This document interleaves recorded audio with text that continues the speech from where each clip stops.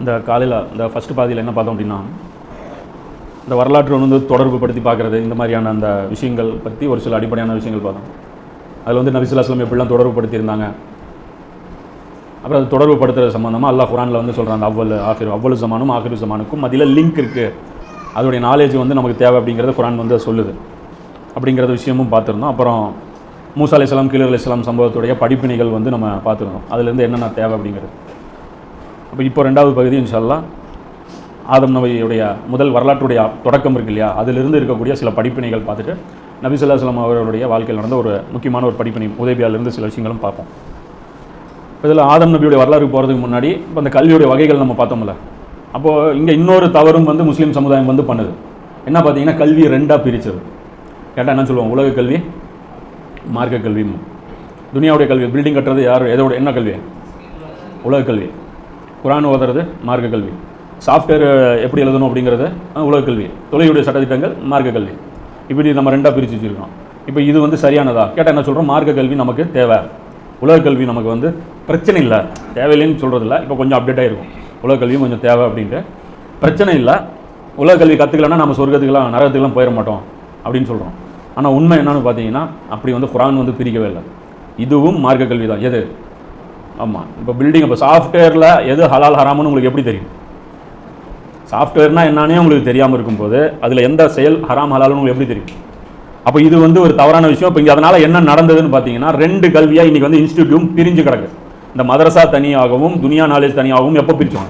நம்ம என்ன நினச்சிட்டு இருக்கிறோம் அப்படின்னா, இந்த மதரசாவுடைய பின்னணிகள் எல்லாமே நபி ஸல்லல்லாஹு அலைஹி வஸல்லம் காலத்துலேருந்து இப்படி தான் இருக்குதுன்னு நினச்சிட்டு இருந்தோம்.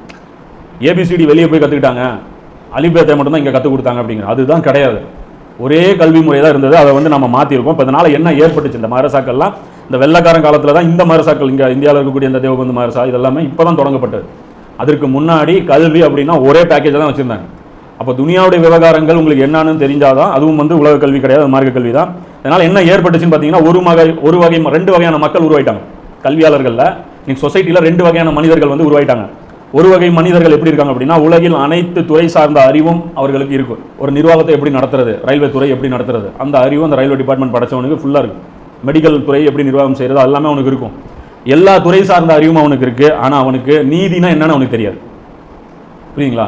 நீதினா என்னன்னு அவனுக்கு தெரியாது, நியாயம்னா என்னன்னு தெரியாது, எந்த முறையிலான சரி தவறு அப்படிங்கிற இந்த விஷயம் வந்து அவனுக்கு தெரியாது. இதனால் இந்த பூமியில் என்ன ஆயிடுச்சு, ஏற்றத்தாழ்வு ஏற்பட்டு ஃபசாது உண்டாயிருச்சு. இந்த வகையான மனிதர்கள் காரணமாக என்ன ஆயிடுச்சு, ஃபசாது உண்டாயிருச்சு. இவன் அறிவுக்குப்பட்டதெல்லாம் இவன் செய்கிறான். இவன் நினைக்கிறான் விபச்சாரம், ஆணும் சேர்ந்து கல்யாணம் பண்ணுறதும் ஒரு மனித உரிமைக்கு உட்பட்ட ஒரு செயல் நினச்சி இவன் பாட்டுக்கு தீர்ப்பளிச்சுட்டு போயிட்டான். இவனால் என்ன ஆகிப்போச்சு, இப்போ சொசைட்டியுடைய ஸ்டேரிங் யார் கையில் இருக்குது, இந்த மாதிரியான ஆட்கள் கையில் தான் இருக்குது. அப்போ இதனால் என்ன ஆயிடுச்சு, பூமியில் ஃபசாத் ஆயிடுச்சு. இவனுக்கு இந்த அறிவு கொடுக்கப்படல. அப்போ இதே இன்னொரு வகை, இதுக்கு நேரம் ஆப்போசிட் எதிர் வகை மக்கள் எப்படி இருக்காங்கன்னு பார்த்தீங்கன்னா, அவங்களுக்கு துனியாவில் எத்தனை டிபார்ட்மெண்ட் இருக்குன்னே தெரியாது. டிபார்ட்மெண்ட்டுக்கு உள்ளே இருக்கிற நாலேஜ் விட்டுருங்க, இந்த பூமி ரன் ஆகிறதுக்கு எத்தனை துறைகள் தேவை அப்படின்னே தெரியாது. விவசாயத்துறை என்ன இருக்குது, அமலாக்கத்துறைன்னு இருக்குது. இப்போ கவர்மெண்ட்டுடைய டிபார்ட்மெண்ட் பேருக்காவது நமக்கு தெரியுமா? குர்ஆன் ஹதீஸ் நாலேஜ் இருக்கிற யாருக்குமே டிபார்ட்மெண்ட்டுன்னு என்னன்னே தெரியாது. எந்த நிர்வாகம், எந்த சர்டிஃபிகேட் எங்கே போய் அப்ளை பண்ணணும்னு கூட நமக்கு தெரியாது. ஒரு துறை உலகம் சார்ந்த துறை எந்த ஆஃபீஸுக்கு போகணுன்னு கூட தெரியாது. ஓட்டர் ஐடி வந்து நம்ம சரி பண்ணணும் அப்படின்னா தாலுகா ஆஃபீஸ் போகணுமா, நகராட்சி ஆஃபீஸ் போகணுமான்னு கூட நமக்கு தெரியாமல் இருக்கும். கலெக்டர் ஆஃபீஸுக்கு என்ன வேலை, இதுக்கு என்ன வேலை, இதோடைய ரோல் என்ன, இவன் ஏன் இங்கே இருக்கான், விஓடைய ரோல் என்ன, இந்த டிபார்ட்மெண்ட் சார்ந்த அறிவே நமக்கு கிடையாது. அதனால் இவர்களுக்கு வந்து சரி எது தப்பு எதுங்கிறது ஓரளவுக்கு தெரியும். குர்ஆன் ஹதீஸ் அடிப்படையில் அல்லாஹ் சொல்கிறது தான் சரி அப்படிங்கிறது இவங்களுக்கு தெரியும். ஆனால் இந்த மக்கள் வழி நடத்துகிற இடத்துல இல்லை. ஃபசாது செய்கிறவனுடைய அவனை வந்து நீங்கள் தடுக்கவும் முடியாது. இப்போ பூமியில் என்ன நடக்குது, ஃபசாது செய்கிறத இவன் வேடிக்கை பார்த்துட்டு இருக்கிறான். ஒன்றும் இவனால் தடுக்க முடியாத சூழ்நிலை இருக்குது. அப்போ அல்லாஹ் கொடுக்கக்கூடிய அறிவு ரெண்டுமே அறிவு. எது? இந்த உலகை வழி நடத்தக்கூடிய அறிவு யாருடைய இல்மு? அது அல்லாஹ்வுடைய அறிவு, அல்லாஹ் கற்றுக் கொடுத்த அறிவு. இதில் என்ன ஆயிடுச்சுன்னா, இந்த ரெண்டு குரூப்பும் மோதிக்குது. இவன் மதவாதியாக பார்த்து இவனை தனியாக வச்சிருக்கான். இவங்கிட்ட போய் இவன் கேட்க மாட்டான். எந்த நீதிபதியும் வந்து மனித குலத்துக்கு ஏற்ற தீர்ப்பு எப்படி அளிக்கிறது அப்படின்னு சொல்லி மதரசாவில் வந்து ஃபத்வா கேட்பானா? இது மாதிரி ஒரு சிக்கலான கேஸ் எங்கிட்ட வந்திருக்கு. ரெண்டு ஆம்பளை பசங்களும் முறை தவறி நடந்துக்கிட்டாங்க. கேட்டால் நாங்கள் இப்படி தான் வாழ்வோங்கிறான். மனித குலத்துக்கு ஒரு சேலஞ்சான முதல் வழக்காக வந்துருச்சு, எப்படி தீர்ப்பளிக்கலாம்னு நம்மகிட்ட கேட்குறானா? கேட்க மாட்டான். ஏன்னா நம்மளை முட்டாளான்னு நினைக்கிறான். இவன்லாம் ஒரு ஆளுன்னு. இஸ்லாம் ஏன் தெரியுமா அதிகமான, இஸ்லாத்தில் இப்படி ஒரு தீன் இருக்கிறதே நான் முஸ்லீம் ஏன் தெரியுமா தெரியல. ஏன்னா இப்படி ஒரு தீன் இருந்தால் நாம் எப்படி இருக்கணும்? நம்மளை பார்த்தவன் என்ன நினைக்கிறான், நாம் ஒரு சூட்கேஸ் கையில் வச்சு தெரிஞ்சுட்டு இருக்கோம், இதுக்குள்ளே தங்கம் இருக்குது. ஆனால் நம்ம கையில் இருக்கிறதுனால அதை எவனுமே திறந்து பார்க்க மாட்டேங்கிறான். உடனே ஒரு பிச்சைக்கார பயலாக இருக்கான். நாம ரோட்டில் போகிறோம்ல, ஐயா சாப்பாடு கொடுங்க எப்படிங்கிறோம். இவங்கிட்ட தங்கம் உள்ள இருக்கிறதுன்னு தெரிஞ்சது என்ன நினைப்பான், தங்கம் இவங்கிட்ட இருந்தால் இவன் ஏன் ஊரூரா பிச்சை எடுத்து தின்னுட்டு இருக்கிறான், அந்த தங்கத்தை எடுத்து இவனே பயன்படுத்திக்குவான்ல. அப்போ இஸ்லாமிய நாடுகளை பார்க்குறான், அதெல்லாம் அவங்ககிட்ட டெக்னாலஜி பிச்சை எழுந்திட்டு இருக்கு. தானே உண்மை? டெக்னாலஜி பிச்சை எழுந்துட்டு, ஐயா அனல் மின் நிலையம் எப்படியாவது எங்களுக்கு கொஞ்சம் ஓப்பன் பண்ணி பிச்சை போட்டிங்கன்னா, ஏதோ நாங்கள் பெட்ரோல் வித்த காசு வச்சிருக்கோம் உங்களுக்கு கொடுத்துட்றோம் அப்படிங்கிறான். பெட்ரோல் வச்சிருக்கான், எடுக்க தெரியல. பெட்ரோல் எடுக்கிறது ரொம்ப சேலஞ்சாக தெரியுமில்ல. இப்போ சமீபத்தில் ஒரு நாட்டில் பெட்ரோல் கண்டுபிடிக்கப்பட்டது. பெட்ரோல் வந்து 5 கிலோமீட்டர் 4 கிலோமீட்டர் இப்படி உள்ள இருக்கும். அவ்வளோ தூரம் ட்ரில் பண்ணுற அளவு யார்கிட்டையுமே டெக்னாலஜி கிடையாது. அதை பம்பிங் பண்ணுறதுக்கு, அதை பியூரிஃபை பண்ணுறதுக்கும் அமெரிக்கானால மட்டும்தான் முடியும். அதனால தான் எண்ணெய் நிறுவனங்கள் வந்து அவங்க கண்ட்ரோல் பண்ணி வச்சிருக்காங்க. எந்த அரசாங்கத்தினாலையும் செய்ய முடியாது. சவுதியினால பெட்ரோல் எடுத்து விற்க முடியாது. அதனால தான் அராம்கோ, அது ஹராம்கோவாக போச்சுது. அது அராம்கோவுடைய டைப்பில் வச்சு தான் அதனால் பண்ண முடியும். அவங்களால தனியாக பண்ண முடியாது. டெக்னாலஜி வளர்த்திக்காமல் இவங்க ஏன் இருக்காங்க? சவுதிகிட்ட வந்து எவ்வளோ ராணுவ பலம் இருக்குது, பணம் தானே தேவை ஆயுதம் வாங்குறதுக்கு, வாங்க வேண்டியது தானே. மிசைல் டெக்னாலஜி அவன் வந்து S40 என்னது S400 இவன் ரஷ்யா வச்சிருக்கான். அந்த டெக்னாலஜி வாங்கி ஆன்டி மிசைல் டெக்னாலஜி வாங்கினா அவன் எதுக்கு யமன்லேருந்து சிரியா ஈரான்லேருந்து வந்து 16 ட்ரோன் வந்து அடிச்சிட்டு போகுது. அதில் வந்து எப்படி உனக்கு பாதுகாத்துக்கணும் இல்லை? நீயே பாதுகாக்கல. அமெரிக்கா நின்று வேடிக்கை பார்த்துட்டு இருக்க. ப்ரொடெக்ஷன் பண்ண வேண்டிய அமெரிக்கா காசு வாங்கிட்டு வாட்ச்மேன் எல்லாம் ஒழுங்காக பார்க்கல. கேட்டால் என்னங்கிறான், நீங்கள் கொடுத்த டார்ச் லைட்டு கம்மியாக இருக்குங்க, இன்னும் கொஞ்சம் எக்ஸ்ட்ரா பணம் கொடுத்தா ப்ரொடெக்ஷன் பண்ணுறாங்க. சொன்னால் இப்போ கடைசியாக 2 வாரம் விட்டுட்டு போனால் கூட உங்களால் சொந்தமாக நிற்க முடியாது. இப்போ விஷயம் என்னன்னா, இப்படி ஒரு மிஸ்பேலன்ஸ் இந்த பூமியில் ஆயிடுச்சு. இதனால் பூமியில் ஃபசாத் வந்துச்சு. அதுக்கு காரணம் என்னன்னா, கல்வியை நம்ம 2ஆக பிரித்தோம். இன்றைக்கும் நம்ம என்ன சொல்கிறோம், இப்போ உலக விஷயங்கள் நம்ம குரானோட பொறுத்துனா என்ன சொல்கிறாங்க, குரானோட இப்படிலாம் பொருத்தாதீங்க, துனியா விஷயம் எங்கே இருக்குது, குரான் எங்கே இருக்குது, நீங்கள் என்னங்க இதெல்லாம் கொண்டாந்து குரானில் காமிக்கிறீங்க, நீங்கள் வேர்ல்ட் பாலிடிக்ஸில் கொண்டாந்து குரானில் ஃபிட் பண்ணுறீங்க, அது வேறு சேனலுங்க, இது வேறு டிபார்ட்மெண்ட்டுங்கிறான். ரெண்டும் ஒரே டிபார்ட்மெண்ட்டுங்கிறது புரிஞ்சுக்கணும். இதை பற்றி இஸ்லாம் என்ன சொல்லுது அப்படின்னு பார்த்தீங்கன்னா, மனிதனுடைய அறிவு, அவனுடைய கண், 2 கண்களை கொண்டு மனிதன் படைக்கப்பட்டிருக்கான். அவனுக்கு 2 அறிவு இருக்குது. ஒரு அறிவு எதுன்னு பார்த்தீங்கன்னா ரிவீல்டு நாலேஜ். ஒரு அறிவு பேர் என்ன? Revealed knowledge. இது என்ன அப்படின்னா வெளிப்படுற அறிவு, அல்லாஹ்வுடைய புறத்திலிருந்து வஹி மூலமாக கிடைக்கிற அறிவு. இது நீங்கள் உலகத்தில் இருக்கிற எல்லா புத்திசாலியும் உட்காந்து ஆராய்ச்சி பண்ணாலும் எவனுக்குமே இந்த நாலேஜ் கிடைக்கவே கிடைக்காது. இது அல்லாஹ்வுடைய புறத்திலிருந்து மலக்குமார்களை கொண்டு இறங்கக்கூடிய இந்த அறிவு, இது ரிவீல்டு நாலேஜ். இது மனுஷன் பூமியை வந்துட்டான் அப்படின்னா கனெக்ஷனுக்கு கிடையாது, வானத்திலிருந்து எந்த கனெக்ஷனும் கிடையாது. நம்ம எவ்வளோ முக்குனாலும் நம்ம இது எது சரி எது தப்புங்கிற அந்த பகுத்து பிரிக்கிறோம்ல, அதை நம்மளால் டிசைட் பண்ணவே முடியாது. ஹலால் ஹராம் வந்து நம்மளால் தீர்மானம் செய்யவே முடியாது. அது வந்து இது வந்து தேவையான அறிவு எது? இது வஹியுடைய நாலேஜ், ரிவீல்டு நாலேஜ். இன்னொரு நாலேஜ் பார்த்தீங்கன்னா அக்வயர்டு நாலேஜ். இது வந்து மனிதன் வந்து இங்கே இருக்கக்கூடிய பொருட்களை பார்த்து கற்றுக்கிற நாலேஜ். பறவை கண்டான் விமானம் படைத்தாங்கிறோம்ல, இந்த நாலேஜ் ஒன்னை பார்த்து நாம் கற்றுக்கிற நாலேஜ். அப்போ இந்த 2 நாலேஜும் 2 கண்களை போன்றது. இன்னைக்கு நம்ம ஆலிம்களுக்கு இந்த பக்கம் கண்ணு குருடு, அவங்களுக்கு இந்த பக்கம் கண்ணு குருடு. இப்போ இந்த ஒத்தை கண்ணு கான்செப்டில் நாமளும் இருக்கோம், புரியுதா? இதுதான் தஜ்ஜாலுடைய ஃபித்னா. ஒரு கண்ணு நமக்கு குருடு, இன்னொரு கண்ணு அவங்களுக்கு குருடு. அவன் பார்த்தாலும் ஒரு கண்ணில் பார்ப்பான், இவன் பார்த்தாலும் ஒரு கண்ணில் பார்ப்பான். இது மரஜல், இந்த இது இருக்குல்ல, இந்த 2 கடல்கள் சங்கமிக்கிறது. இந்த 2 கடல்கள் சங்கமிச்சா உங்களுக்கு 2 கண்கள் உருவாயிரும். அப்போ தான் நீங்கள் தெளிவாக பார்ப்பீங்க. அப்போ தான் தஜ்ஜாலுடைய நெத்தியில் இருக்கிற காஃபிர் என்னங்கிறது உங்களுக்கு புரியும். அந்த சிஸ்டமை நீங்கள் அப்போ தான் ரியலைஸ் பண்ண முடியும். அப்போ தான் அந்த சிஸ்டத்துடைய ஃபித்னாலிருந்து நீங்கள் வெளியே வர முடியும். அப்போ இந்த 2 அறிவையை பற்றிய குரான் சொல்லுதுல்ல, அது அல்லாவே என்ன சொல்கிறான் அப்படிங்கிறத டீட்டெயிலாக பார்ப்போம். ஏன்னா அதுக்கப்புறம் அந்த வரலாற்றுடைய தொடக்கத்தில் என்ன ஃபித்னா நடந்துச்சுங்கிறதும் பார்த்தோம். ஏன்னா இது ஒரு முக்கியமான மேட்டர். இது ஆதம் நபியா அல்லாஹ் படைச்சிட்டான், பூமியில் ஒரு கலீஃபா உண்டாக்க போகிறேன்னு சொல்லி தான் அல்லாஹ் படைக்கிறான். அப்போ அந்த கலீஃபாங்கிறது எவ்வளோ முக்கியமான வார்த்தைங்கிறது புரிஞ்சுங்க. அப்போது ஒரு மனிதன் எல்கேஜி யூகேஜி எல்லாம் படிச்சுட்டு கடைசியாக என்ன படிக்கிறான்? MBBS டாக்டர் படிக்கிறான். அப்போ அவன் படித்த அத்தனை பட்டம் இருந்தாலும் அவன் பேருக்கு பின்னாடி எதை போடுவான்? MBBSங்கிறது தான் போடுவான். ஏன்னா உச்சபட்ச படிப்பு எதுவோ, உச்சபட்ச தகுதி என்னோ அதுதான் போடுவான். நீங்கள் வந்து எம்எல்ஏ அந்த கவுன்சிலர்லேருந்து டெவலப் ஆகி முதலமைச்சர் ஆனீங்கன்னா எக்ஸ் எம்எல்ஏ, எக்ஸ் கவுன்சிலர், எக்ஸ் இதுன்னு சொல்லி இத்தனை எடுக்க மாட்டீங்க. இப்போ நான் முதலமைச்சருங்கிறது தான் போடுவீங்க. அப்போ அல்லாஹ் மனிதனை பற்றி படைக்கிறத பற்றி சொல்லும்போது அவனுடைய உச்சபட்ச அந்தஸ்து என்னவோ அதை பேசுகிறான். அப்போ கலீஃபா அப்படிங்கிறது அவனுடைய உச்சபட்ச அந்தஸ்து. அப்போ நிர்வகிக்கக்கூடிய அந்த கெப்பாசிட்டி கொண்ட ஒரு மனிதனை உருவாக்க போகிறேன் அப்படிங்கிறத அல்லாஹ் அந்த இடத்துல மலக்குகள்கிட்ட சொல்கிறான். சொல்லும்போது அப்போ அல்லாஹ் வந்து என்ன, மலக்குகள் என்ன சொல்கிறாங்க, இப்படி வந்து நீங்கள் வந்து படைக்க போகிறேங்கிற, இவங்க பூமியில் ஃபசாது பண்ணுவாங்க அப்படிங்கிற. ஏன் அவங்க சொல்கிறாங்க அப்படின்னா, ஏற்கனவே வரலாறு இப்படி இருக்க போகுதுங்கிறது அல்லாஹ் அவங்களுக்கு காமிச்சு கொடுக்குறான். அப்போ அந்த அறிவை வச்சுக்கிட்டு அவங்க சொல்கிறாங்க, அப்போ இப்படி ஃபசாது பண்ணுறவங்கள ஏன் படைக்கணும் அப்படிங்கும்போது அல்லாஹ் சொல்கிறான், இல்லை இது ஃபசாது மற்றும் இல்லை, இதுலேருந்து வெளிவர டெக்னாலஜியும் இவனுக்கு கற்றுக் கொடுத்துருக்கேன். அதுதான் விஷயம். அல்லாஹ் சொல்கிறான், இவனுக்கு இதிலிருந்து வெளிவர அந்த கெப்பாசிட்டியும் இருக்குது, அந்த ஃபசாதை எப்படி ஹேண்டில் பண்ணுங்கிற அந்த நுணுக்கமும் இவனுக்கு கற்றுக் கொடுத்துருக்கான் அப்படின்னு தான் சொல்கிறான். இன்னும் அவன் இறைவன் எல்லா பொருட்களின் பெயர்களையும் ஆதமுக்கு கற்றுக் கொடுத்தான். பின் அவற்றை வானவர்கள் முன் எடுத்துக்காட்டி, நீங்கள் உண்மையாளராக இருந்தால் இவற்றின் பெயர்களை எனக்கு விவரித்து கூறுங்கள் அப்படின்னு சொல்லி 2வது அத்தியாயத்தில் 31வது வசனத்தில் அல்லாஹ் சொல்றான். ஸோ அப்போ இந்த அறிவு, பெயர்களை கற்றுக் கொடுத்த இந்த அறிவு இருக்குல்ல, இதுதான் மரம், இதிலிருந்து இப்படி தான் விவசாயம் பண்ணணும், இதுதான் தண்ணி, இது ஆற்று தண்ணி, இதை நீ குடிக்கணும், இது கடல் தண்ணி, நீ இதை பயன்படுத்தக்கூடாது. அப்போ இந்த அறிவு உலக கல்வின்னு சொல்லி நாம் ஒதுக்கி வச்சிருக்கோம். இந்த அறிவுடைய வாத்தியார் யார்? ஆதமுக்கு பேர் கற்றுக் கொடுத்தது யார்? அல்லாஹ் நேரடியாக டியூஷன் வச்சிருக்கான். எந்த கல்வி நீங்க உலக கல்வின்னு சொல்லி தூக்கி வச்சிருக்கீங்களோ நடுவுல மலக்கு கூட இல்லாம டைரக்டா சொல்லியிருக்கான். 1-to-1 கத்து கொடுத்துருக்கான். தெரியுதா? அப்ப எவ்வளவு முக்கியத்துவமான கல்வி இது. அப்போ பூமியில நிர்வாகம் பண்ற அந்த டெக்னாலஜியை அல்லாவே நேரடியா நமக்கு புரிய வைக்கிறான். ஏன்னா டே நீ ஏன் சார்பா நீ கிரவுண்ட்ல இறங்க போற, நீ என்னுடைய டீம்மேட், என்னுடைய பிரதிநிதி, கலீஃபா பிரதிநிதிங்கிறது தான் கரெக்டான அர்த்தம். பல அர்த்தம் இருக்கு. அந்த எந்த அர்த்தத்தையும் நாம மறுக்கல, எல்லா அர்த்தமும் உள்ளடக்கியது தான். ஆனா பிரதிநிதிங்கிறது யாருடைய பிரதிநிதி? ஒரு மனிதனுக்கு இன்னும் அடுத்த ஒரு கலீஃபா அடுத்த கலீஃபாவுக்கு பிரதிநிதிங்கிறது உண்டு. ஆனா எல்லா கலீஃபாவும் யாருடைய பிரதிநிதி? அல்லாஹ்வுடைய பிரதிநிதியா இருக்கணுங்கிறது தான் விஷயம். அப்ப இங்க அல்லாஹ்வுடைய பிரதிநிதிங்கும் போது அந்த பிரதிநிதியத்துல அல்லாஹ் டைரக்டா கிளாஸ் எடுத்து புரிய வச்சுட்டான். இந்த அறிவு எப்படி வரும் வெளிப்படும் பாத்தீங்கன்னா, ஆதம் நபியுடைய அந்த ஜீன்ல அது இதாயிரும், டம்ப் ஆகி அதை அப்படியே அவங்களை தூங்க வச்சு இங்க பூமிக்கு அனுப்பும்போது அதெல்லாமே மறந்துடுவார். பூமிக்கு எல்லா பயிர்களும் இங்க வந்தவன அவருக்கு தெரியாது. வாரிசு முறையில் அந்த ஜீன் டிரான்ஸ்ஃபர் ஆகி வரும்போது மனிதர்கள் வளர போது திடீர்னு அந்த அறிவு வெளிப்பட்டுக்கிட்டே இருக்கும். நியூட்டனுக்கு ஆப்பிள் கீழே விழுந்த உடனே ஸ்ட்ரைக் ஆச்சு இல்ல, அப்ப அதுக்கு முன்னாடி யாருமே ஆப்பிள் கீழே விழுந்தது பார்க்கவே இல்லையா? இதுவும் வஹி மாதிரி தான் கிட்டத்தட்ட அந்த உள்ளுணர்வு ஏற்படுத்துறது. ஏன்னா நியூட்டன் அந்த சம்பந்தப்பட்ட துறையில முயற்சி செஞ்சுட்டே இருக்க போய் நியூட்டனுக்கு அது ஸ்பார்க் ஆச்சு. அதெல்லாம் சொல்றாங்கல்ல, நீங்க எதைக்கு முயற்சி செய்றீங்களோ அதுதான் உங்களுக்கு கிடைக்கும்ட்டு. இன்னைக்கு ஒரு முஸ்லீம் அல்லாத சகோதரர் எவ்வளவு பாடுபட்டு ஒரு டிபார்ட்மெண்ட்ல முயற்சி பண்ணா அவரால் நீட் எக்ஸாம் எழுத முடியும். நாம அல்லாஹ்வுடைய அடியார்னு சொல்லி நாம பாடுபடாம நாம போய் நீட் எக்ஸாம்ல போனா என்ன ஆகும்? ஃபெயில் தான் ஆகும். ஏன்னா பாடுபட்டவங்களுக்கு அது கிடைக்குங்கிற விஷயம். அப்ப இந்த கல்வியுடைய சோர்ஸ் புரிஞ்சுங்க, புரியுங்களா? நம்ம ஒதுக்கி வச்ச கல்வி அல்லாவே டைரக்டா டியூஷன் எடுத்த கல்வி. இது சாதாரண கல்வி இல்லை. இந்த கல்வி நாம இல்லாதனால தான் நம்ம ரொம்ப வீணா போயிருக்கோம். பூமியோட ஸ்டேரிங் நம்ம கையில இல்லை, அதனால இவங்க கையில இருக்கு, அவங்க ஃபசாத் பண்ணிட்டு இருக்காங்க. இப்ப ரெண்டாவது கல்வி எது அப்படின்னா நீதி செலுத்துறது, எது சரி எது தப்பு. இந்த கல்வி பத்தி 2வது அத்தியாயத்துல 38 அல்லாஹ் சொல்றான், நீங்கள் அனைவரும் இவ்விடத்தை விட்டு இறங்கி விடுங்கள். ஆதம் நபி இறங்கிருங்க, என்னிடம் இருந்து உங்களுக்கு நிச்சயமாக நேர்வழி வரும்.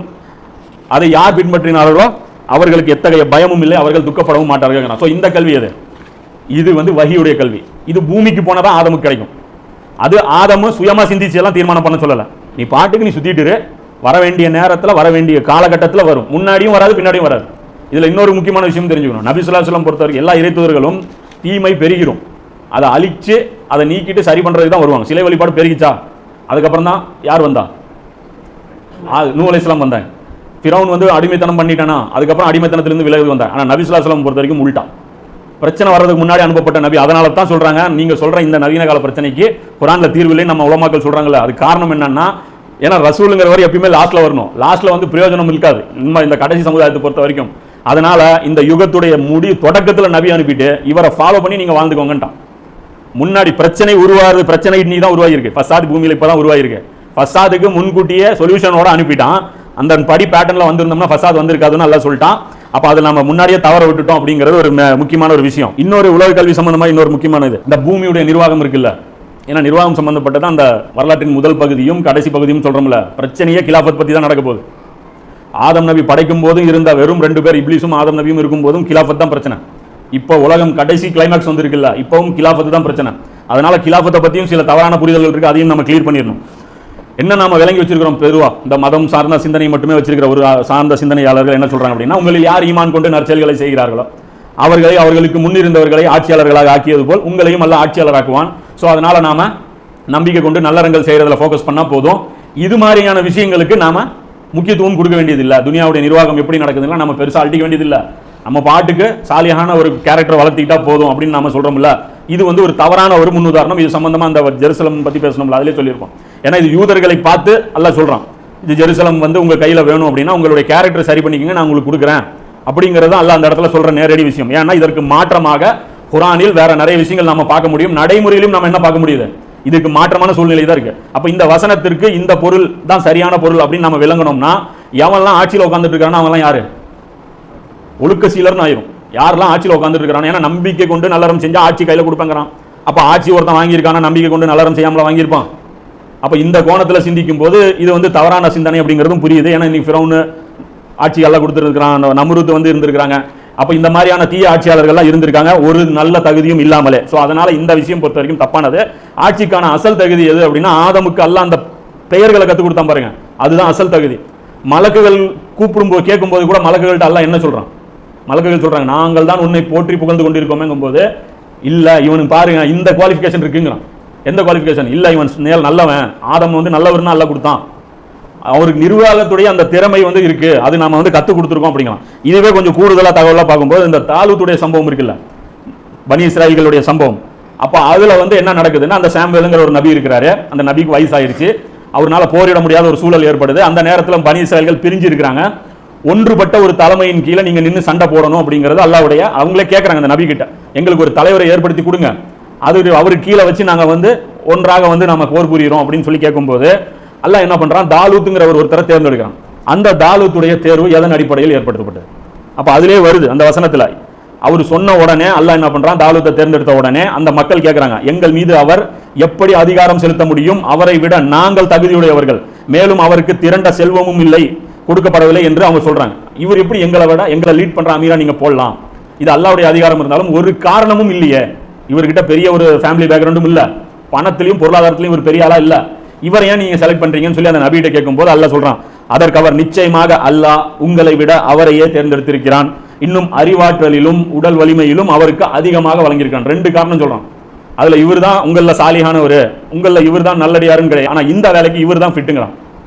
இந்த வேலைக்கு இவர் தான் ஃபிட்டு. ஏன்னா இதுக்கு ரீசன் ரெண்டு சொல்றான், உடல் வலிமை, அந்த காலத்துல அதான தேவை, அப்புறம் என்ன அறிவாற்றல் புத்தி. ஆனா வஹி தான் சாமுவேல் நபிக்கு இறங்கிட்டு இருக்கு, புரிஞ்சுங்க. அப்ப நல்லடியாருங்கிற அந்த சிஃபத்தை வச்சு இந்த பூமியோட நிர்வாகம் கொடுக்கப்படாது, இதற்குண்டான தகுதிகள் நாம வளர்த்திக்கணும். இதுதான் வந்து ஆதம் நபிக்கு அல்லாஹ் கொடுத்தது.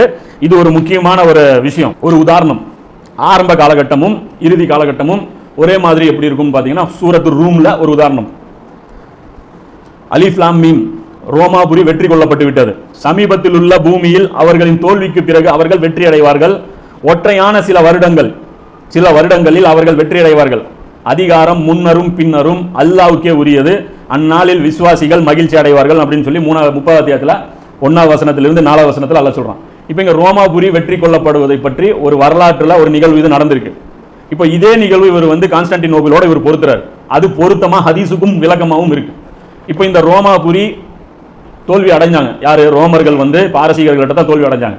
தோல்வி அடைஞ்ச உடனே என்ன நடக்குது, அங்க இருக்கக்கூடிய அந்த மக்காவாசிகள் இவங்க எல்லாம் என்ன பண்றாங்க, அந்த முஷ்ரிக்குகள் எல்லாமே சந்தோஷமாகறாங்க. சந்தோஷமாகி, ஏன்னா அந்த அது விஷயம் பின்னணியில் தெரியுமில்ல, ரோமர்கள் வந்து மறுமை நம்பக்கூடியவர்கள், பாரசீகர்கள் வந்து நெருப்பை வணங்கியவர்கள், முஷ்ரிக்குகள். ஸோ அதாவது உங்களை மாதிரி மறுமையை நம்பக்கூடியவர்கள் தோல்வி அடைஞ்சாங்க அப்படின்னு சொல்லி சிரிக்கிறாங்க யாரு? காஃபிர்கள். அப்ப அல்லாஹ் சொல்றான், மீண்டும் அது ஜெயிக்கும். அதுவும் எவ்வளவு நாள்ல ஜெயிக்கும்? சில ஒற்றையான அந்த வார்த்தையில அப்படி இருக்கு. அதாவது அரபியில வந்து 1, 2, 3 இந்த மாதிரியான சில விஷயங்களுக்கு மட்டும் 1லிருந்து 9க்குள்ள இருக்கக்கூடிய விஷயத்துக்கு குறிக்கக்கூடிய அதத சினின் அப்படிங்கிற மாதிரி அது வந்து ஒரு குறிப்பிடக்கூடிய ஒரு வார்த்தை வந்து இருக்கு. அப்ப இதுல அபூபக்கர் ரலியல்லாஹு என்ன பண்றாங்க அப்படின்னா, பந்தயம் கட்டுறாங்க காஃபிர்களோட. இந்த மாதிரி வந்து 10 ஒட்டகம் 5 வருஷத்துக்குள்ள ரோம் வந்து மறுபடியும் ஜெயிக்கும், இந்த வசனத்துடைய முன்னறிவிப்பு நிறைவேறுங்கிறாங்க. அப்ப நபி ஸல்லல்லாஹு சொல்றாங்க, 5 வருஷம் பண்ணாதீங்க, 9 வருஷத்துக்குள்ள போடுங்க. ஏன்னா அந்த ஒற்றைப்படைங்கிறது அது வரைக்கும் அது கவர் ஆகும், அது 9 வருஷம்னு போட்டுக்குங்க, 10 ஒட்டகம் இல்ல 100 ஒட்டகம் போட்டுங்கிறாங்க, அதை போட்டுக்கிட்டு அதை பண்ணுங்க அப்படிங்கிறாங்க. அப்ப இது என்ன நடக்குது அப்படின்னா, சில 7-8 வருடங்கள்ல என்ன நடக்குது, அந்த ரோமாபுரி மறுபடியும் வெற்றி கொள்ளப்படுது. கையை விட்டு போன ரோமாபுரி என்ன ஆகுது, மறுபடியும் கைக்கு வருது. அப்ப அந்த நேரத்தில் என்ன ஆகுது, முஸ்லீம்கள் மகிழ்ச்சி அடைகிறாங்க அப்படின்னு சொல்லி சொல்றாங்க. இப்போ இதுல 2-3 முன்னறிவிப்புகள் வந்து இதுல வந்து சொல்றாங்க. முதல் முன்னறிவிப்பு எதுன்னு பாத்தீங்கன்னா, அந்த கான்ஸ்டான்டினோபிள் கைவிட்டு போகுது. அதாவது ரோமாபுரி எதுங்கிறது தெரியுமில்ல, போன பயான்ல சொல்லியிருந்தல, ரோமாபுரிங்கிறது எது அப்படின்னா துருக்கியில இருக்கக்கூடிய இன்னைக்கு இஸ்தான்புல்லா இருக்குல்ல, அதுதான் வந்து அல்லாஹ் சொன்ன ரோமாபுரி. குர்ஆன்ல இந்த 30 அத்தியாயத்துல வர்ற ரோம் வந்து அதுதான். அப்போ அதே ஊரு இப்போ மறுபடியும் நம்ம கையை விட்டு போகும். ஆனா அந்த போன ஊரு மறுபடியும் நம்ம கைக்கு வரும். அந்த கைக்கு வரும்போது யார் வெற்றி பெறுவா, யார் ஜெயிக்க வைப்பா? அப்போ லீடர் யாரா இருப்பாரு? மஹதி அலைஹிஸ்ஸலாம் இருப்பாங்க. அப்போ கையை விட்டு துருக்கி கையை விட்டு இப்போ இந்த நாடு முஸ்லீம்களுடைய கையை விட்டு இப்போ நேட்டோடைய கைக்கு அது போகும். அவர் சொல்றாரு, அமெரிக்கா வந்து இப்போ அட்டாக் பண்ணி அது நேட்டோடைய கையை விட்டு போகும். ஆனா ஜெயிக்க வைக்கிறது யார் ஜெயிக்க வைப்பாரு? மஹதி அலைஹிஸ்ஸலாம் ஜெயிக்க வைப்பாரு. இது எவ்வளவுக்குள்ள நடக்குங்கிறாரு, அதே 9 வருஷத்துக்குள்ள நடக்குங்கிறாரு. புரியுது? அந்த வரலாற்றுல முதல்ல நடந்த அந்த சம்பவம் அப்படியே ரிப்பீட் ஆகுங்கிறாரு. இதுக்கு பொருத்தமா தான் நான் அந்த போன பயான்ல ஹதீஸ்ல சொன்னல, சொன்னோம்ல, பெரிய போரும் கான்ஸ்டான்டினோபிள் தான் சொல்றோம்ல, அது உம்ரானு பைத்துல் முகத்தஸுடைய எழுச்சி மதீனாவுடைய வீழ்ச்சிக்கான நேரமாகும், மதீனாவுடைய வீழ்ச்சி கான்ஸ்டான்டினோபிளுடைய வெற்றிக்கான நேரமாகும், கான்ஸ்டான்டினோபிளுடைய வெற்றி தஜ்ஜால் வெளிப்படுவதற்கான நேரமாகும் இருக்குல்ல. இந்த ஹதீஸுக்கே சப்போர்ட்டா கூடுதலா ஒரு ஹதீஸ் வருது. அதுல என்னன்னா, இந்த பெரிய போரும் கான்ஸ்டான்டினோபிள், அதாவது 3ஆம் உலக போரும் கான்ஸ்டான்டினோபிள் நகரம் வெற்றி கொள்வதும் 6 வருடம் இடைவெளிக்குள் இருக்கும் அப்படின்னு சொல்லி நபி ஸல்லல்லாஹு சொல்றாங்க. அப்ப புரியுதா? அப்போ அதே மாதிரி நடந்துச்சா? அப்ப நமக்கு என்ன இங்க க்ளூ அப்படின்னா, இப்போ இங்க நேட்டோ வந்து அங்க அடிச்சதுன்னா 6 வருஷத்துக்கு 7 வருஷத்துக்குள்ள மஹதி அலைஹிஸ்ஸலாம் வர போறாருங்கிறது ஒரு மிகப்பெரிய ஒரு முன்னறிவிப்பு. அதே மாதிரி பொருந்துதா இல்லை, இப்படி பொருத்திட்டு வெயிட் பண்ணிட்டு இருக்கணும், அது நடக்குதா இல்லையான்னு பார்க்கணும். அது நடக்காது அப்படிலாம் சொல்ல முடியாது, இது நடக்கும், ரிப்பீட் ஆகும் வரலாற்றுல. அது எப்படி ரிப்பீட் ஆகுங்கிறது அடுத்த குர்ஆன் வசனம் இதான் சொல்றாரு, இந்த மெத்தடாலஜின்னு அவர் சொல்றாருல, இதெல்லாம் புரிய வைக்கணும்னா அந்த விஷயங்கள்லாம் ஆரம்பத்தில் சில தகுதிகள் நமக்கு இருக்கணும். அதெல்லாம் வச்சு இவர் ஆய்வு பண்றாரு. இந்த ஆய்வு பார்த்தீங்கன்னா நான் ஆராய்ச்சி பண்ணது கரெக்டாக தெரியுது. ஏன்னா ஹதீஸும் இருக்குல்ல. இப்போ இந்த கான்ஸ்டான்டினோப்பிளுடைய அந்த அக்ரிமெண்ட் பொறுத்த வரைக்கும் தெரியுமில்ல, 2023 அது எக்ஸ்பயர்ட் ஆக போகுது. அதோடைய கடல் பகுதி வந்து யூரோப்புக்கு போற கடல் பகுதி, அது வந்து இன்னைக்கு வந்து அமெரிக்கா ஃப்ரீயா பயன்படுத்திட்டு இருக்கு. அது இந்த கையை விட்டு அந்த அக்ரிமெண்ட் முடிஞ்சவொடனே இனி பணம் கொடுத்து தான் அந்த கடல் பகுதியை பயன்படுத்தணும். துருக்கி அனுமதிச்சா மட்டும்தான் யூரோப்புக்கு சரக்கு போக முடியும். ஆனா அதுக்கு ஒரு காலத்திலும் இந்த யாஜூஜ் மாஜூஜ் கூட்டத்தினர் பர்மிஷன்லாம் கேட்டுட்டு இருக்க மாட்டாங்க. இவங்க கேட்டு பழக்கம் இல்லை, எடுத்து தான் உங்களுக்கு பழக்கம். அதனால துருக்கி கையை விட்டு போயிடும். ஆனா இந்த நிகழ்வு நடந்தா ஏதோ துருக்கி தோத்துருச்சுன்னு நினைக்காதீங்க. கூடிய விரைவில் மஹதி அலைஹிஸ்ஸலாம் வர போறாங்கிறது மேட்டர். புரியுது? அதுவும் 6-7 வருஷத்துல வர போறாங்க அப்படிங்கிறது ஒரு மேட்ரு. இந்த ஹதீஸ் அந்த 2 போருக்கும், அதாவது போருக்கும் கான்ஸ்டான்டினோபிள் வெற்றி கொள்ளப்படுவதற்கும் 6 வருடம் இடைவெளி இருக்கும். பிறகு 7வது வருடம் தஜ்ஜால் வெளிப்படுவான் அப்படின்னு சொல்லி நபி ஸல்லல்லாஹு அலைஹி வஸல்லம் சொல்றாங்க. இந்த ஹதீஸ் பாத்தீங்கன்னா இப்னு மாஜால 4093, அபூதாவூதுல 4296, 4294. அப்போ 3ஆம் உலகப் போரில் வரும்போதே கான்ஸ்டான்டினோபிள் போச்சுனாலே நம்ம வெயிட் பண்ண வேண்டியதா இந்த 6-7 வருஷத்துக்குள்ள இந்த சம்பவம் நடக்கும்னு. அப்போ ஜெயிக்கும் போது யார் லீடரோ அவர் தான் மஹதி. அதுதான் ரசூல்லா சொல்றாங்க, அந்த லீடர் நான் என்னத்தை சொல்றது அப்படின்ட்டு. அதுதான் சிலாகிச்சு பேசியிருப்பாங்க ரசூல்லா. அந்த லீடர் நான் என்னன்னு சொல்றது, அந்த படையை நான் என்னன்னு சொல்றது, எவ்வளோ சிறந்த லீடர் அவர், எவ்வளோ சிறந்த படை அதுவாக இருக்கும் அப்படின்னு சொல்லி ரசூல்லா புகழ்றாங்க அந்த படையினரை பார்த்து. அவங்கள வந்து யார் போய் நிற்கிறாங்களோ அவங்களுக்கு வந்து மன்னிப்பு, அந்த முன்னறிவிப்பு இருக்கு. பத்ருடைய சோதாக்களும் அவங்களும் வந்து ஒரே தரத்தில் இருப்பாங்க அப்படின்னு கூட முன்னறிவிப்பு இருக்கு. சாதாரண இது இல்லை. அதனால தான் சஹாபாக்கள் கான்ஸ்டான்டினோபிளுடைய இதை வந்து ரொம்ப சண்டை போட்டுட்டு இருந்தாங்க. அவர் இம்ரான் ஹுசைன் என்ன சொல்றாருன்னா, அது இப்பவும் பொருந்தும், 2வது வெற்றி இருக்குல்ல இந்த விஷயத்துக்கு அது பொருந்தும் அப்படிங்கிறாங்க. அது பொருத்தமா இருக்கு. இந்த வசனம் இறுதி காலகட்டத்தை பற்றி, அதாவது இது மறுபடியும் நடக்குங்கிறதுக்கு அந்த வசனத்துல இன்னொரு குழு இருக்கு. அல்லாஹ் என்ன சொல்றான், அதிகாரம் முன்னரும் பின்னரும் அல்லாஹ்வுக்கே உரியதுங்கிறான். முன்னாடியும் அதிகாரம் என் கையில தான், பின்னாடியும் அதிகாரம் என் கையில தான்ங்கிறான். அல்லாஹ் அதிகாரம் என்னன்னு தெரியுமில்ல, அதிகாரம் அல்லாஹ்வுக்கே ஆகும் வரை போர் செய்யுங்கள் சொல்லிட்டு அல்லாஹ் சொல்றான். கலகம் நீங்கி அதிகாரம் அல்லாஹ்வுக்கே ஆகும் வரை போர் செய்யுங்கள் சொல்றான். அப்ப இது என்ன அதிகாரம்னா, கிலாஃபத்து வந்துச்சு அப்படின்னா அப்ப அதிகாரம் யார் கையில போயிருச்சுன்னு அர்த்தம், அல்லாஹ்வுடைய கையில போயிருச்சுன்னு அர்த்தம். அப்ப முன்னரும் பின்னரும் அதிகாரம் அல்லாஹ் கிட்ட இருக்குன்னு என்ன அர்த்தம், கிலாஃபத்து ஒரு வாட்டி வந்துச்சா போச்சா, அப்ப 2வது வாட்டி இந்த கான்ஸ்டான்டினோபிள் ஜெயிக்கும் போது கிலாஃபத்து அல்லாஹ் கிட்ட இருக்குன்னு அர்த்தம். அப்ப புரியுதா, கிலாஃபத்து கொண்டு வந்துருவீங்களா, வந்துருமா அப்படிங்கிறாங்களா, வரும்னு சொல்லி குர்ஆன் சொல்லுது. புரியுதா இல்லையா நான் சொல்றது? இது கரெக்டா பொருத்தி பார்த்தோம்னா அப்போ ரசூலா கையில கிலாஃபத் இருந்துச்சா, பத்ரு போர் நடந்துச்சா, அதிகாரம் அல்லாஹ் கையில இருந்துச்சா, அதே ரிப்பீட் ஆகும். இப்போ அல்லாஹ் கையில அதிகாரம் 30 வருஷம் கழிச்சு பறிக்கப்பட்டுருச்சா, அலி ரலியல்லாஹு அன்ஹு ஹசன் ரலியல்லாஹு அன்ஹு ஆட்சிக்கு அப்புறம் அதிகாரம் அல்லாஹ் கையில இருந்து மனிதர்கள் கைக்கு ஷிஃப்ட் ஆயிருச்சா, மன்னர் ஆட்சி டிக்ளேர் பண்ணிட்டாங்களா, வரலாற்றுல எப்பயாவது மறுபடியும் அல்லாஹ்வுடைய கையில அதிகாரம் போச்சா, போவே இல்லை. ஆனா கான்ஸ்டான்டினோபிள் போகும்போது மறுபடியும் அதிகாரம் அல்லாஹ்வுடைய கைக்கு இருக்கும் அப்படிங்கிற அந்த ஒரு பொருத்தம் இருக்குல்ல, அதான் சொல்றது. பொருத்தி பார்க்கறது சம்பந்தம் இல்லாம தோணும், ஆனா கரெக்டா டீப்பா அப்சர்வ் பண்ணி பார்த்தீங்கன்னா இது புரியும். ஸோ இது ஒரு முக்கியமான குழு. அந்த வரலாற்றுல தொடக்கத்துல என்ன நடக்கும் அப்படிங்கிறது அல்லாஹ் சொல்றான். வரலாற்றுல தொடக்கம் வந்து எப்படி இருந்தது அப்படிங்கும்போது அல்லாஹ் சொல்றான், அன்றையும் ஆதமுக்கு சுஜூது செய்யுங்கள் என்று நாம் மலக்குகளிடம் கூறியதை நினைவு கூறுவீராக. அப்போது இப்லீஸை தவிர அனைவரும் சுஜூது செய்தார்கள். அவன் ஜின் இனத்தை சேர்ந்தவனாக இருந்தான். அவன் தன் இறைவனுடைய கட்டளையை மீறிவிட்டான். இது 18வது அத்தியாயத்தில் 50வது வசனத்தில் அல்லாஹ் சொல்றான். இதே சம்பவம் 2வது அத்தியாயத்தில், 7வது அத்தியாயத்தில், 15வது அத்தியாயத்தில், 17, 18, 20, 38 இத்தனை அத்தியாயங்கள்ல ஆதம் நபிக்கும் இப்லீஸுக்கும் நடந்த அந்த விவகாரம் சொல்லப்படுது. அப்போ இந்த மனித குலத்துடைய வரலாறும் இப்படிதான் இருக்க போகுதுன்னு சொல்லி அவர் பொறுத்துறார். அப்போ மனித குலத்துடைய வரலாற்றுடைய முடிவு இதை தொடர்புடையதுன்னு சொல்றாரு. அது எப்படி சொல்றாரு அப்படின்னு பாத்தீங்கன்னா, ஆரம்பத்தில் என்ன நடந்தது, ஆதம் கையில கிலாஃபத்தை அல்லாஹ் கொடுத்து அவனுக்கு கட்டுப்பட்டு நடக்கிறதுக்கு யாரு சொல்றான், இப்லீஸுக்கு சொல்றான். இப்லீஸ் என்ன சொல்றான், கட்டுப்பட மாட்டேன்னு சொல்லிட்டான். அதுக்கு காரணம் அவன் ஒன்று சொல்றான். என்ன சொல்றான், அதுதான் மேட்ரு. அந்த காரணம் என்ன சொல்றான் அப்படின்னா, அவன் ஜின் இனத்தை சேர்ந்தவன், மனித இனத்தை சேர்ந்தவன் கிடையாது. அவன் என்ன சொல்றான்னா, நான் இவரை விட மேலானவன். இப்போ இன்னைக்கு பூமியில இருக்கக்கூடிய மிகப்பெரிய பிரச்சனையே இதுதான். அவன் என்ன சொல்றான், களிமண்ணால் நீ படைத்தவருக்கா நான் சுஜூது செய்வேன் என்று அவன் கூறினான். 17வது அத்தியாயத்தில் 61 சொல்றான். என்னை நெருப்பால் படைத்தாய், நான் அவரை விட மேலானவன் சொல்லி 7வது அத்தியாயத்தில் 12 சொல்றான். ஆனா உண்மை என்ன அப்படின்னு பாத்தீங்கன்னா, களிமண் பெருசா நெருப்பு பெருசான்னு கேட்டா நெருப்பு தான் பெருசு மதிப்புல. ஆனா இவன் எதை வைத்து ஆதமை குறைத்து எடை போடுறான், மண்ணிலான ஒரு படைப்பு. ஆக்சுவலா ஆதம் நபி முன்னாடியே படைக்கப்பட்டுறாரு. அந்த புகாரில இதுல கூட ஹதீஸ் இருக்கும், ஒரு ஹதீஸ்ல வரும்ல, ஆதம் நபி வந்து எல்லாம் மண்ணில் வந்து ஒரு பொம்மை மாதிரி படைச்சு சிலையா வச்சிருப்பான். அதை வந்து இப்படி சுற்றி ரவுண்ட் அடிச்சுட்டே இருப்பான். இது என்னடா இது புதுசாக ஒன்று எல்லாம் படைச்சிருக்கிறானே அப்படின்ட்டு பாப்பான். தொப்புள் இருக்கிறது பார்த்துட்டு இவன் வயிறு இருக்கு, அப்பனா இவன் பாவம் பண்ணுவான் அப்படிங்கிறான் இப்லீஸ். இவன் வயிறு வச்சிருக்கான், அவன் வயிறு இருக்குதுன்னா இவன் கண்டிப்பாக இவன் பாவம் செய்வான் அப்படின்னு சொல்லி இப்லீஸ் சுற்றிட்டு இருப்பான். அப்போ என்ன அர்த்தம், முதல்ல இவன் பார்த்துருக்கான், அது கடந்திருக்கு, களிமண்ணில் படைக்கப்பட்டு அப்படியே ஒரு தண்டமாக கடந்திருக்கு. இதை அவன் அருவருப்பாக பார்த்துட்டு இருக்கிறான். இதுக்கு ஒரு நாள் நல்லா ரூஹு ஊதியிருக்கான். அந்த ரூஹு தான் சிறப்பு, அதுதான் ஃபசீலத்து. என் ரூஹிலிருந்து ஊதிய போது அப்படின்னு தான் அந்த சஜ்தா செய்கிற இடம்லாம் பாருங்க, ஆதமை படைத்த போது சஜ்தா செய்ய சொல்லி அல்லாஹ் கூப்பிடல. ரூஹிலிருந்து ஊதும் போதுன்னா இந்த ரூஹுங்கிறது ஒரு மிகப்பெரிய சப்ஜெக்ட். அது வந்து அல்லாஹ்வுடைய ரூஹு, இது என்னன்னு விளக்க முடியாது. அதுதான் அல்லாஹ் குர்ஆன்ல சொல்றான், ரூஹை பற்றி உன்னிடம் கேட்க, இந்த ரூஹு தான், மனித ரூஹை பற்றி சொல்லல. இந்த ரூஹை பற்றி உன்னிடம் கேட்கிறார்கள், அதை புரிஞ்சு கொள்ளக்கூடிய அறிவு உங்களுக்கு கிடையாது. ஆனா இது யாருடைய ரூஹுன்னா மனித ரூஹு கிடையாது. ஏன்னா நாய்க்கும் உயிர் இருக்கு, நமக்கும் உயிர் இருக்கு, எல்லா உயிரினங்களும் எறும்புக்கும் இருக்கு, இதுக்கு இருக்கு. இந்த உயிரை பற்றி அல்லாஹ் பேசல. இது அல்லாஹ்விடத்திலிருந்து இது அனுப்பப்பட்ட சிறப்பு ரூஹு. இந்த ரூஹு வந்து அதுதான் ஃபசீலத்து. ஆனா இவன் என்ன பண்றான், எதை வச்சு எடை போடுறான், ஆதம மண்ணை வச்சு எடை போடுறான். அந்த ரூஹுடைய ஃபசீலத்தை வச்சு இவன் பார்க்கல. இதுதான் வந்து இவன் மிஸ்டேக் பண்றான். இவனுடைய பிறப்பை வச்சு அவன் இது பண்றான்.